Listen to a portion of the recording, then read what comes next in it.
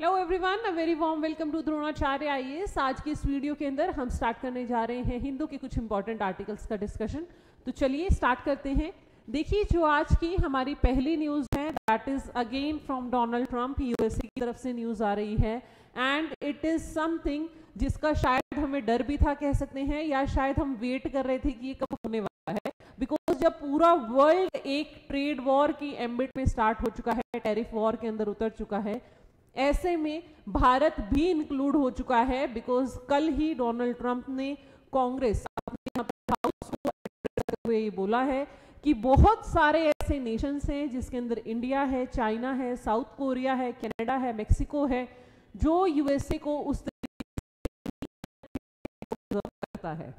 Alright, बहुत सारे time जैसे इसके अंदर आप इजीली आर्टिकल के अंदर देख भी पाएंगे, उन्होंने बोला है कि चाइना लगभग डबल टैरिफ्स इंप्लीमेंट करता है जो यूएसए के एक्सपोर्ट्स है उनके ऊपर। साउथ कोरिया 4 गुना करता है, भारत लगभग 100% टैरिफ्स इंप्लाई करता है, ठीक है। और अब यूएसए वैसे ही रेसिप्रोकेट करने वाला है। मतलब जिस तरीके के टैरिफ्स आप अमेरिकन गुड्स के ऊपर लगाएंगे, अमेरिका भी उसी तरीके से रेसिप्रोकेट करेगा आपके गुड्स के लिए। ऑलराइट, इसीलिए यहां पर जो ये इमेज है इसके अंदर आपको ट्रेड इन नंबर्स बताया हुआ है दैट इंडिया का जो एक्सपोर्ट है total that is nearly $52.9 billion with USA, और वहां से जो हमारा इंपोर्ट है वो लगभग आधा है, दैट इज 29.6। ठीक है, तो ये चीज देखने लायक रहेगी। और ये जो डेट बताई गई है दैट इज फ्रॉम 2 अप्रैल, जब से वो बोल रहे हैं कि से ट्रीट करता है वैसे ही यूएसए रेसिप्रोकेट करने वाला है। ऑलराइट, तो यही चीज है। अब इसके अंदर एक जो फैक्शन सामने आ रहा है इसी न्यूज़पेपर में, जब हम आगे पेपर में आया हुआ है आज हमारे, वहां पर इंडिया की तरफ से क्या ऑफिशियल स्टांस रहने वाला है। बिकॉज अभी जो रिसेंटली पीएम मोदी की जो विजिट हुई है यूएसए वो काफी बेनिफिशियल थी देशों के रिलेशंस के लिए, बट ये चीज वहां पर भी क्लियर कर दी गई थी कि इंडिया को किसी तरीके का कोई लीवे नहीं मिलने वाला है। और तो अभी इस चीज के अंदर इंडिया का जो ऑफिशियल स्टांस है वो हम थोड़ा सा आगे देख लेते हैं। देखिए यहां पर दिया हुआ है, it is from here, no response from India on Trump's tariff so far. Official statement finance ministry या हमारे एक्सटर्नल अफेयर मिनिस्ट्री की तरफ से कोई भी ऑफिशियल स्टेटमेंट अभी नहीं आई है। दे आर सेइंग कि ये बहुत ज्यादा जल्दी हो जाएगा, it will be too early to comment on this thing. Right, rather we are working out on a bilateral relationship, जहां दोनों देशों के बीच में जो ट्रेड है वो बायलेटरल लेवल पर देखा जाए, ना कि ग्लोबल पॉलिटिक्स के अंदर। बिकॉज जिस तरीके से ग्लोबल जियोपॉलिटिक्स चेंज हो रही है, जिसके अंदर टैरिफ वॉर सबसे ज्यादा आपका जो है एक प्राइम इशू बना हुआ है पिछले 1 महीने से, वो चीज अभी देखने लायक रहेगी कि उसमें भारत अपने आप को कैसे कंसिडर करता है और किस तरीके से अपने कंसर्न्स को एड्रेस कराता है। ऑलराइट, तो देखिए ग्लोबल रिस्पॉन्स के अंदर इंडिया का जो साइलेंस है वो कॉन्ट्रास्ट में था बाकी सभी कंट्रीज के कंपैरेटिवली, चाहे वो चाइना हो, मैक्सिको हो या कनाडा हो। इनफैक्ट वहां से सीधा बोला भी गया है, जैसे कनाडा के जो पीएम है ट्रूडो, उन्होंने सीधा आके बोला है कि अभी तक के हम सिर्फ एक फ्रेंड के तौर पर काम कर रहे थे, हम उनके नेचुरल फ्रेंड की तरीके से काम कर रहे हैं, और अगर आपको लगता है कि आप हमारी इकोनॉमी को ब्रेक डाउन करके हमें अपनी 51st स्टेट बना लेंगे तो ऐसा नहीं होने वाला है। ऑलराइट, तो ये चीजें हैं जो बाकी सभी देशों को कंसर्न कर रही हैं, और उन लोगों ने अपनी चाहे स्पोर्ट्स हो या फिर अपना इंपोर्ट ट्रेड हो या फिर अपना टूरिज्म हो, हर सेक्टर के अंदर कट ऑफ्स लगा दिए हैं कि हम यूएसए के साथ किसी भी तरीके का रिलेशनशिप फिर स्ट्रेंगल नहीं करने वाले हैं। ठीक है, तो ये सारी चीजें हैं, हर तरफ से चीजें अलग तरीके से आ रही हैं। ब्राजील ने अभी कोई रिस्पॉन्स नहीं दिया है, ठीक है। उसके बाद अभी देखना रहेगा कि भारत पर्टिकुलरली किस तरीके से इस पूरे सिनेरियो को देखेगा, किस तरीके से इसके ऊपर रिएक्ट करेगा, क्योंकि अभी फिलहाल कोई भी स्टेटमेंट, कोई भी ऐसा स्टेप इंडिया की तरफ से ऑफिशियली नहीं लिया गया है। It is just a news जो यूएसए ने क्लियर कर दिया है अपना स्टांस, लेकिन भारत अभी फिलहाल इस चीज के बारे में कुछ नहीं बोल रहा है। ठीक है जी, ये चीज आपको समझनी है, यहां से ये क्लियर हो जाना चाहिए। उसके बाद जो हमारी सेकेंड न्यूज है that is related to budget and all that stuff, जिसके अंदर प्राइम मिनिस्टर मोदी जो हैं वो बात कर रहे हैं कि जो नई एजुकेशन पॉलिसी है या फिर जो नया आपका बजट है जो majorly investment 3 pillars education, skill और हेल्थ के ऊपर काम कर रही है उनकी सरकार, और उसी से रिलेटेड नई एजुकेशन पॉलिसी है, नेशनल हेल्थ मिशन वगैरह जो काम कर रहा है, स्किल इंडिया काम कर रहा है, वो इसी एम्बिट में काम कर रहा है कि ज़्यादा से ज़्यादा रोजगार क्रिएट हो, ज़्यादा से ज़्यादा एम्प्लॉयमेंट हो, ठीक है, ताकि जो नया बजट है वो जिस तरीके से लोगों को सपोर्ट कर सके हेल्थ सेक्टर के अंदर, आपके इंडस्ट्रीज के अंदर, इसी सारी चीज़ों से रिलेटेड ये पूरी बातचीत यहाँ पर आपको देखने को मिलेगी। जब भी इस तरीके की ऑफिशियल स्टेटमेंट्स आती हैं तो आप इन आर्टिकल्स को एक बार रीड आउट जरूर कर लें। रीजन क्योंकि आपको गवर्नमेंट की ऑफिशियल थिंकिंग पता चल जाएगी कि क्या स्टांस चल रहा है गवर्नमेंट ऑफ इंडिया का। ऑलराइट, आपको कोट पर्टिकुलरली करने की जरूरत नहीं है, बट जो मोदी जी बोल रहे हैं आप ये मान के चल सकते हैं that is the official stance of government of India, इसीलिए ये डेटा आपके लिए इंपॉर्टेंट हो जाता है। ठीक है, जैसे यहाँ पर लिखा हुआ है कि आने वाले टाइम के अंदर 75,000 मेडिकल सीट्स जो है वो इंक्रीज होने वाली हैं, तो ये कुछ ऐसा है जो आप कहीं पर भी यूज कर सकते हैं, एजुकेशन में भी यूज कर सकते हो, एम्प्लॉयमेंट अपॉर्चुनिटीज में भी यूज कर सकते हो, हर जगह कर सकते हो। ऑलराइट, उस तरीके से आपको ये पूरा का पूरा देखना है। उसके बाद देखिए यहाँ पर एक और चीज, कैबिनेट ने 2 रोपवे प्रोजेक्ट्स को अप्रूवल दे दिया है। ठीक है जी, आपके हेमकुंड साहिब और Kedarnath, that is one of the 4 धाम यात्रा का जो आपका पार्ट है उत्तराखंड के अंदर, 2 रोपवेज, ये दोनों आपके ट्रैक हिल पोजीशंस हैं, जहां पर लगभग आपका जो केदारनाथ है 14 किलोमीटर्स की ट्रैक के बाद आता है, और हेमकुंड साहिब का ट्रैक लगभग 21 किलोमीटर के आसपास का 12 किलोमीटर के आसपास का माना जाता है। ठीक है, तो ये सारा का सारा उसी से रिलेटेड है। बजट एलोकेशंस है लगभग 7 करोड़ के ऊपर है। प्राइवेट के अंदर एक मॉडल यहाँ पर डिस्कस हुआ है, that is design build finance operate and transfer, DBFOT। जो मॉडल्स आप इकोनॉमी के अंदर पढ़ते हैं उसके अंदर design build finance operate and transfer के हिसाब से ये पूरा का पूरा आपका सेटअप हुआ है, और उसी के अंदर ये आपका काम कर रहा है। ठीक है, तो अभी ये सिर्फ अप्रूवल हुआ है, ये रोपवे जो है। ऑलराइट, तो ये आपको पता होना चाहिए कि कहाँ पर कौन से प्रोजेक्ट्स नए लॉन्च हो रहे हैं, उस हिसाब से आपके लिए इंपॉर्टेंट हो जाता है। नेक्स्ट न्यूज़ जो हमारी इंपॉर्टेंट आ रही है वो है, देखिए इस पेज से यहाँ पर हमारे लिए काफ़ी कुछ नया है। सबसे पहले इधर मैंने आपसे कल भी डिस्कस किया था, यूरोपियन यूनियन, बेल्जियम, दोनों जितने भी यूरोपियन नेशंस हैं, अब they are looking towards the world, ठीक है, फॉर बेटर ऑप्शंस, जहां पर वो इन्वेस्टमेंट कर सके, जहां से वो मिलिट्री जो सॉलिडारिटी है उसे इंक्रीज कर सके, बिकॉज नेटो नेशंस के साथ जो है चीजें थोड़ी सी प्रॉब्लमेटिक हो गई हैं जब से यूएसए का स्टांस जो है वो बदलता हुआ नजर आया है। ऑलराइट, यहाँ पर भी आप जो ये आर्टिकल देख रहे हैं ये आपके यूरोप के अंदर ही बात हो रही है। यूरोपियन कमिश्नर जो है डिफेंस और स्पेस के, उन्होंने कहा है कि इंडिया के साथ अगर हम डिफेंस या स्पेस के अंदर हम पार्टनरशिप करते हैं तो लिमिटलेस अपॉर्चुनिटीज हैं, क्योंकि this 21st century is considered as century of space, और उसी से सारा कुछ रूल आउट होने वाला है। और जिस तरीके से इंडिया एडवांस कर रहा है इस फील्ड में, वहां पर इनके साथ कोलैबोरेशन करना हर हाल में फायदेमंद होने वाला है।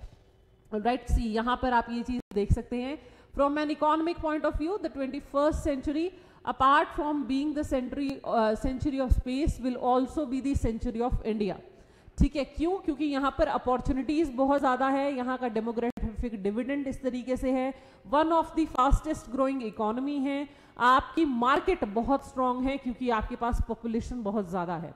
ऑलराइट, तो इन सब फैक्टर्स के चलते there are plenty of platforms जहां पर हम क्लियर प्रपोजल्स लेकर आ सकते हैं, शॉर्ट टर्म भी, लॉन्ग टर्म भी। और इसीलिए यूरोपियन यूनियन के साथ जो हमारी डीलिंग्स चल रही है, जिसके अंदर चाहे वो फ्री ट्रेड, चाहे दोनों ब्लॉक्स के बीच में 1-to-1 समिट की बात हो जो एंड ऑफ द ईयर के बाद स्टिपुलेट की जा रही है, ठीक है, डिफेंस सेक्टर हो, आपका स्पेस सेक्टर हो, हर एक जगह यहाँ पर बात हो रही है कि अब बहुत ज्यादा जरूरत है। देखिए यहाँ पर लिखा भी हुआ है दैट टर्बुलेंट टाइम्स है, जब रशिया और यूक्रेन का वॉर चल रहा है, इससे ऐसे में इंटेलिजेंस यूनिट वाला है, जिसके लिए सैटेलाइट्स एंड स्पेस बहुत इंपॉर्टेंट रोल प्ले करने वाला है। ठीक है, और क्योंकि Bharat one of the emerging players है इस फील्ड के अंदर, इसीलिए इंडिया के साथ जो ये रिलेशनशिप है इस एस्पेक्ट में वो बहुत स्ट्रॉन्ग रहेंगे। दूसरी तरफ आप देख सकते हैं हमारे जो external Shankar, I told you yesterday also, कल भी हमने कवर किया था कि ये ब्रिटेन गए हुए हैं, इनकी सेटल्ड हो रखी है। ठीक है, उन्होंने यूक्रेन, बांग्लादेश और बायलैटरल यहाँ पर इन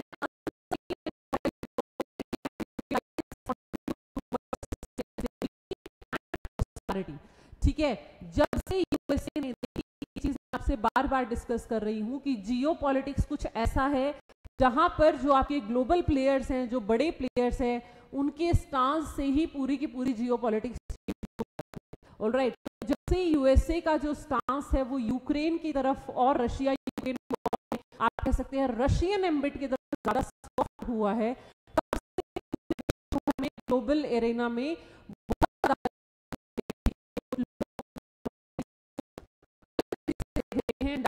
सभी नेशंस अपने अपने अल्टरनेटिव्स को ढूंढने के लिए लग गए हैं। ठीक है, तो अब देखिए विद रिगार्ड टू बांग्लादेश, लेकिन वो हो गई है, ठीक है, कि जो आपकी असाइलम लेने के लिए बांग्लादेशी प्लेयर यहाँ जो प्राइम मिनिस्टर है वो यहाँ पर आई थी। ठीक है, so it is legal. See here it is, we discuss the entire gamut of bilateral trade, especially focus on the strategic coordination, political cooperation, trade negotiation, education, mobility, के ऊपर यूके के सेक्रेटरी के साथ हमारे फॉरेन मिनिस्टर की बात हुई है और दोनों देशों के रिलेशंस को फिर से स्टेबलाइज करने की बातचीत हुई है।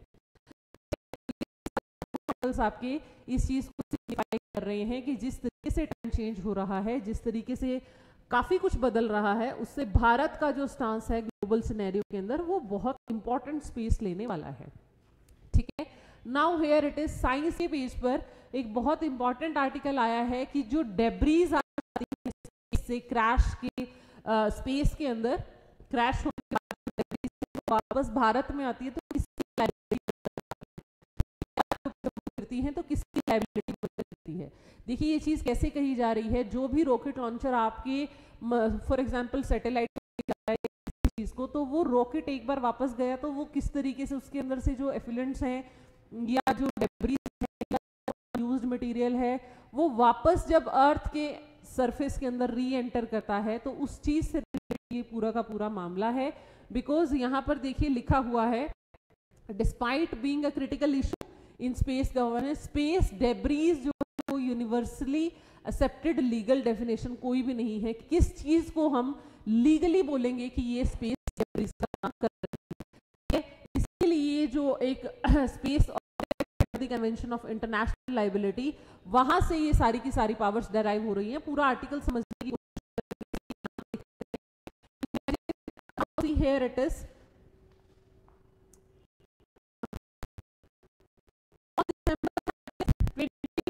a metal object weighing 500 kg fell in Makoni County in Kenya। ठीक है, और उन लोगों ने देखा कि जब ये चीज पूरी पता लगी तो वहां से जो रॉकेट है ऑफ रॉकेट सिस्टम, जो आपका 500 किलो का जो वो पूरा भारी भरकम मेटल ऑब्जेक्ट गिरा, वो किसी रॉकेट सिस्टम का पार्ट था और ऐसे ही केन्या के अंदर वो गिरा।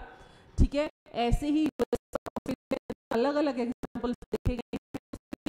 जब से बढ़ रही है उस चीज को मॉनिटर करने के लिए लॉज कौन कौन से हैं, देखिए सबसे पहला तो यहाँ पर आपके सामने हुआ है कॉमनली एक्सेप्टेड वर्किंग डेफिनेशंस, जो सारी दुनिया मान रही है, वो कहाँ से आ रही है? It is from the inter agency space debris coordination committee and the UN committee on the peaceful uses of outer space, COPUOS. Alright, सबसे पहले तो आपको यही पता होना चाहिए कि स्पेस की रेफरेंस में जितनी भी कॉमन डेफिनेशंस हैं उन्हें ये दो कमेटीज ही आपकी डिसाइड कर रही है, जो विश्व भर में मानी जा रही हैं। ठीक है, नाउ सी, अब यहाँ पर बात हो रही है कि स्पेस डेब्रीज जो है वो मैन मेड ऑब्जेक्ट है जिसके अंदर अर्थ ऑर्बिट के अंदर री एंटर करने वाली हैं and they are non functional. Basically जब आप ये किसी भी स्पेस के अंदर जो इक्विपमेंट गया है, जो सैटेलाइट गया है, जो रॉकेट गया है, अगर उसका कोई एलिमेंट अब फंक्शनल नहीं रहा है, वो डिफंक्ट हो गया है, वो काम करना छोड़ गया है, तो उसे क्या कह दिया जाता है? Space debris. इनफैक्ट सैटेलाइट्स हमारी वहां पर रिवॉल्व कर रही हैं, जिनका टाइमलाइन पास हो चुका है, जो सब कुछ खत्म कर चुकी हैं। जैसे हमने स्टारलिंक प्रोजेक्ट में भी पढ़ा था कि ऑन एन एवरेज स्टारलिंक की जो एक सैटेलाइट है उसकी लाइफ टाइम जो देखी जा रही है that is 5 to 7 years, and जो एस्टिमेट लगाया जा रहा है उसके हिसाब से 5 to 7,000 सैटेलाइट्स वो ऑलरेडी भेज चुके हैं। They are about to send 30,000 more satellites over in the space. तो बाकी की सारी वो जो रिवॉल्व कर रही हैं they will act as the space debris, जिसकी वजह से वी डिड स्टडीड कि वहां पर आपकी ऑब्जर्वेशंस के अंदर दिक्कत आनी शुरू हो चुकी है। जो नेचुरल ब्लैक कलर है आपके स्पेस का वो डिफंक्ट होना शुरू हो गया है, क्योंकि ये सैटेलाइट जो है लगातार रेडिएशंस भेज रही हैं, लगातार लाइट सेंड कर रही हैं, जिसकी वजह से आपकी रेडिएशंस में दिक्कत आ रही है। और जो भी नया प्रोजेक्ट नीचे से जा रहा है उसे खुद को उनके रास्ते के हिसाब से मनूवर करना पड़ता है, right. That is the thing जो सबसे बड़ी इशू जो है वो क्रिएट हो रखा है। एक तो वो जो अपर स्पेस में है, और यहाँ पर जो प्राइम इम्पेटस दिया जा रहा है that is not on those only जो स्पेस के अंदर रिवॉल्व कर रही हैं, बल्कि उनकी दिक्कत ज्यादा मानी जा रही है जो अर्थ के अंदर री एंटर कर जा रही हैं।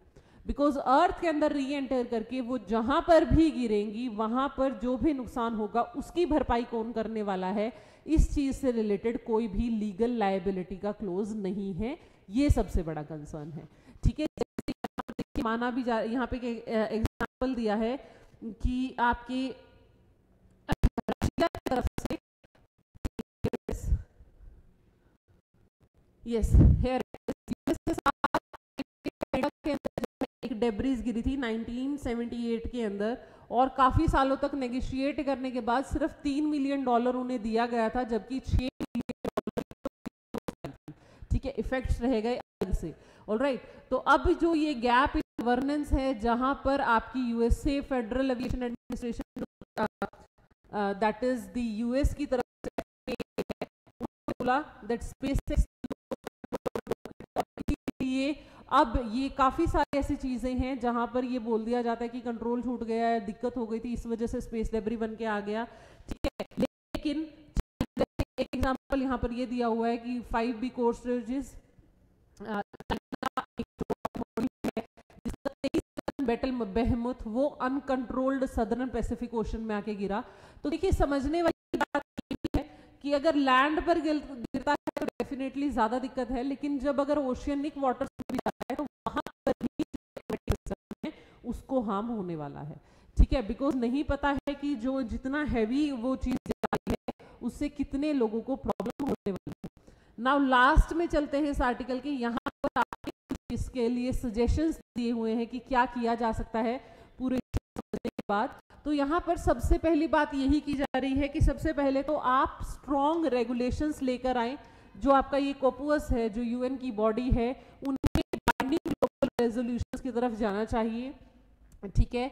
नेशनल गवर्नमेंट्स को भी अपनी डोमेस्टिक पॉलिसी स्ट्रेंथन करनी चाहिए और अपनी कंपनीज को ये आप कह सकते हैं बाउंड करना चाहिए कि अपनी डेब्रीज को वो खुद मैनेज करें, ठीक है। जैसे यूएसए के अंदर बहुत सारे प्राइवेट प्लेयर्स आ चुके हैं, तो वहां पर अब उनकी लाइबिलिटी बन जाती है, ठीक है। Disposal rules should be made mandatory as well as required space flight entities to control re entries, की री एंट्री कम से कम हो, दोबारा अर्थ सरफेस के ऊपर वो ना आए, ठीक है। और जब ये and the ability to move to graveyard orbits, और जब आपको दिख रहा है कि आपका पर्टिकुलर जो सैटेलाइट है वो फंक्शनिंग करना बंद करने वाला है, तो आप खुद उसे पहले ही फंक्शन करने से पहले ग्रेवयार्ड ऑर्बिट में डाल दें, ऐसी जगह जहां पता है कि सारे के सारे सैटेलाइट्स वही हैं जो स्पेस डेब्रीज का काम कर रहे हैं, ठीक है।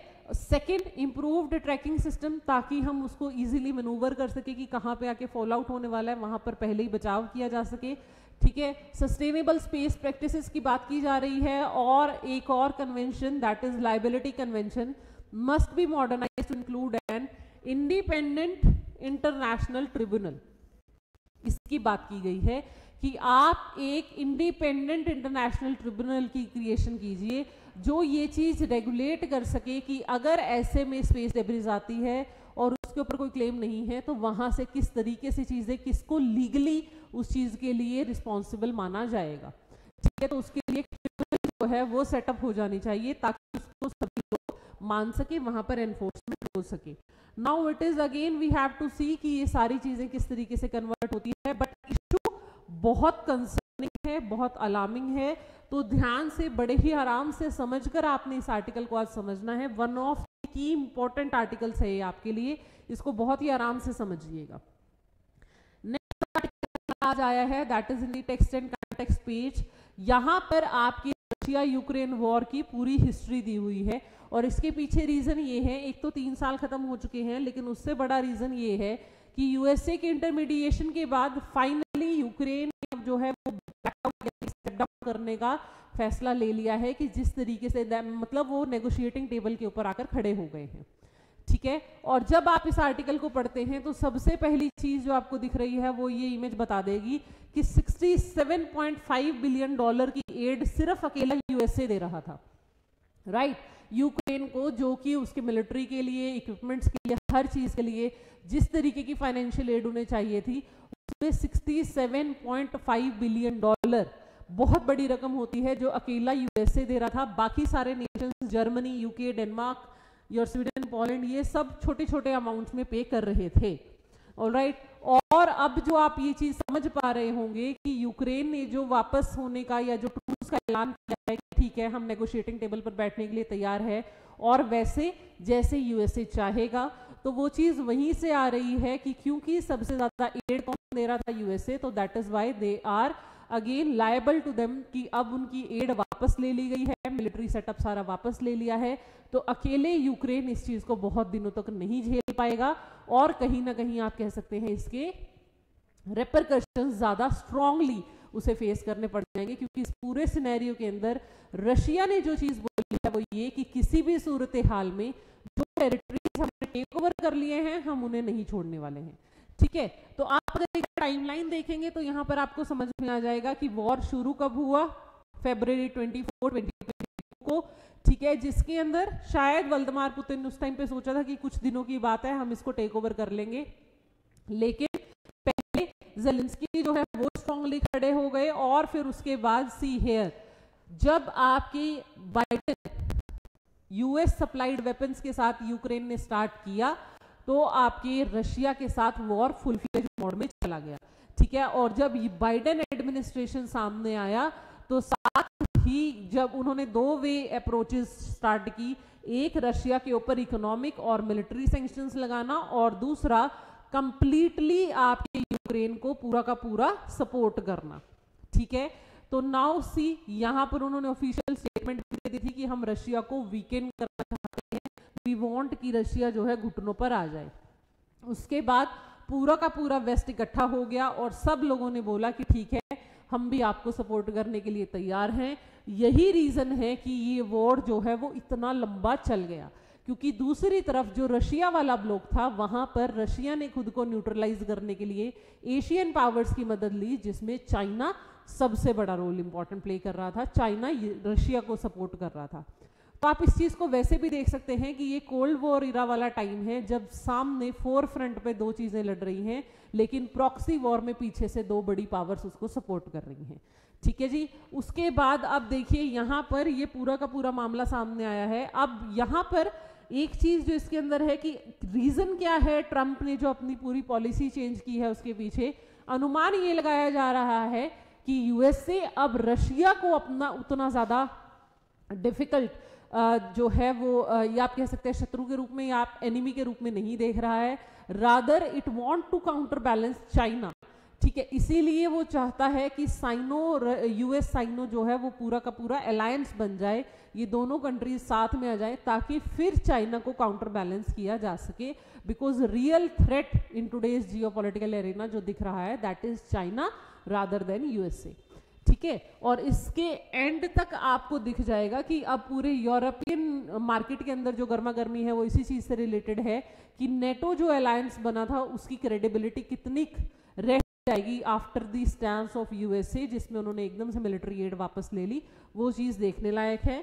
ठीक है, now see where does it leave Ukraine, अब यूक्रेन का होगा क्या या क्या रहा है बाद में। तो again it's a very beautiful ending quote जो आपको दिख जाएगा। Great powers fight proxy wars whenever their interests are aligned.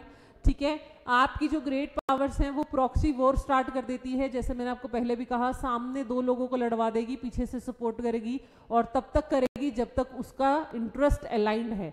जैसे ही अलाइन खत्म हो जाएगा, इंटरेस्ट जो है वो चला जाएगा, एकदम से वो अपने आप को बाहर ले लेगी, एकदम से अपने सपोर्ट को बाहर खींच लेगी, और ऐसे में वो जो प्रॉक्सी वॉर के पॉन्स हैं जिन्हें प्यादे बोला जाता है वो अपने आप को स्ट्रेंगल्ड फील करते हैं, और दुनिया ने बार बार इसके एग्जाम्पल्स देखे हैं, चाहे अफगानिस्तान हो, चाहे कोरिया हो, चाहे आपका देश और यूक्रेन हो, हर जगह टाइम एंड अगेन ये चीज देखी गई है कि आपकी मेजर पावर्स आकर कंफ्लिक्ट करके गई, वहां की पूरी इकोनॉमी, पॉलिटी, सोसाइटी सब तबाह हो गई, and then these mega powers quit back, और उसके बाद ये इजीली सस्टेन कर जाती है, लेकिन उस जगह पर कुछ नहीं बचता है।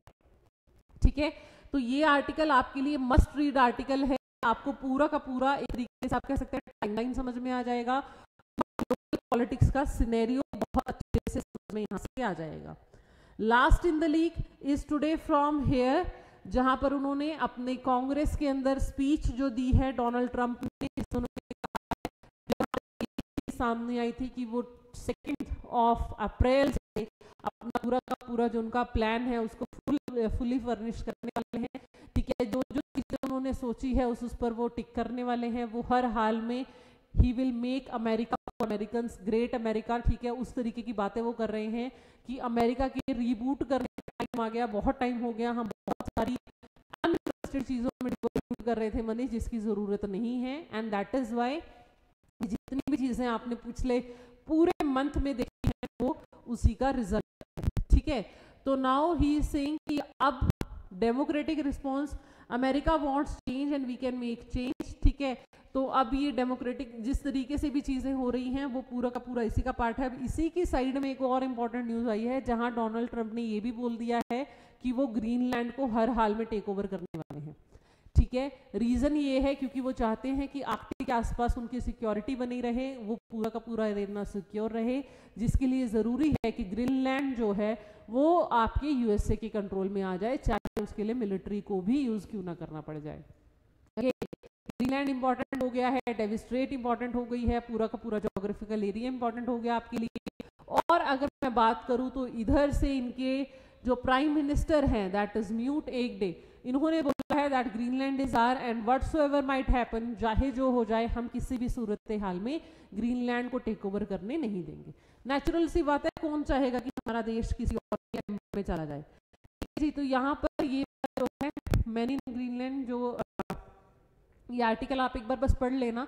ठीक है, हालांकि डोनाल्ड ट्रंप ने ये भी कहा है कि हम ग्रीनलैंड को इतना ज्यादा रिच बना देंगे, इतना ज्यादा एम्पावर कर देंगे जितना आप लोगों ने आज तक सोचा भी नहीं होगा, और आप एक तरीके के अमेरिकन ही हैं जो वहाँ पर रह रहे हैं, आपकी ज़रूरत है, आपको सपोर्ट चाहिए हमारा। ठीक है, और हम आपके सपोर्ट के लिए ही काम करेंगे, हम आपकी बेटरमेंट के लिए काम करेंगे। नाउ विल सी कि ये चीज़ें किस तरीके से जाती है, क्योंकि कल के न्यूज़पेपर में पनामा वाला तो हमने देख लिया है कि वहाँ पर जो आपकी कंपनी थी हांगकांग बेस्ड, उन्होंने तो अपने आप को क्विट बैक कर लिया है due to these all threats that were given to Panama City. ठीक है, नाउ यहाँ पर क्या रिजल्ट रहता है वो डेफिनेटली देखने लायक रहेगा। यहाँ पर देखिए काफी चीजें आई हुई हैं। बीजिंग ने अपना जो डिफेंस अपरेटस है उसको 7.2% आपकी इन्वेस्टमेंट बढ़ा दी है, क्योंकि यूएस के साथ जो टेंशन चल रही है उसके चलते। ठीक है, तो अपनी डिप्लॉयमेंट कह लीजिए, डिफेंस पे स्पेंडिंग कह लीजिए, वो यूएस से इंक्रीज कर चुका है। रीजन बीइंग अगेन क्योंकि वो लोग इस पूरे के पूरे मामले को एक अलग दृष्टि से देखना चाह रहे हैं।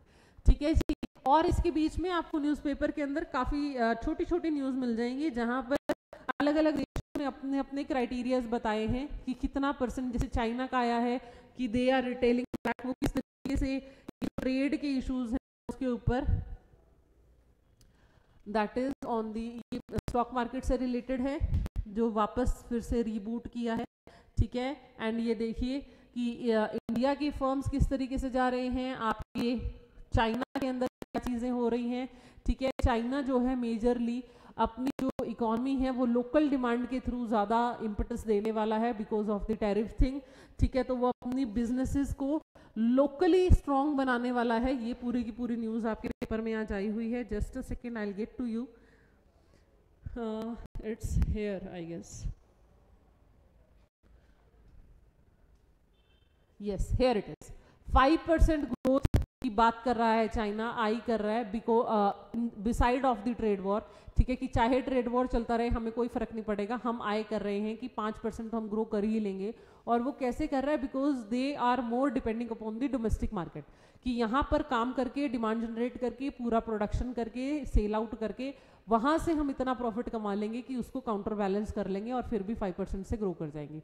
अभी कितना सही है या कितना नहीं है वो चीज़ अलग है, वो देखने लायक रहेगा। लेकिन यस, चाइना जैसे नेशन, कनाडा, ये सब लोग रिटेलिएशन में खड़े हो चुके हैं कि हम किसी भी हाल में दबने वाले नहीं हैं।